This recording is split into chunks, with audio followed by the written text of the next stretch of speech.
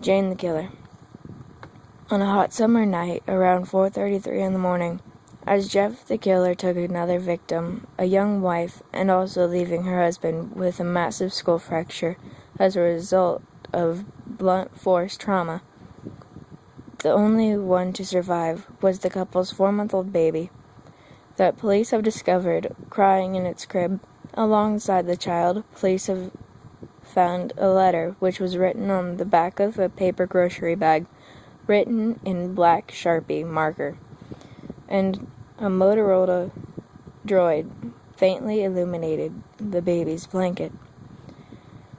The babysitter, who was locked in the closet during the time, claimed to smell the lingering odor of cheap women's perfume and found body glitter on the baby's crib. But who was it from? Police were able to decipher the writing on the grocery bag, and here is what it said. Jeff, if you were reading this, know that no matter how many innocent victims you claim or how much innocent blood you shed, I'm still coming for you in the end. All of the men and women you so viciously slaughtered and disemboweled, I beat you to it. I killed them, not because I hated them. I imagined those victims were you as I took their lives. It was mere vision of you that made me kill them. I never did like you, you greasy-headed, grinning, smug, ignorant son of a bitch.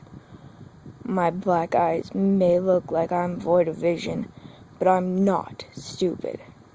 Just remember, the night that you creep into a poor girl's bedroom, you're gonna fall head over heels down the fucking stairs, with your guts caught on the broken glass of the window that I smashed you into. Tonight, when I reach you, evil will battle evil.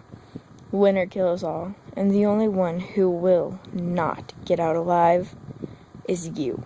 I'm coming. Sleep well. Signed, Jane the Killer.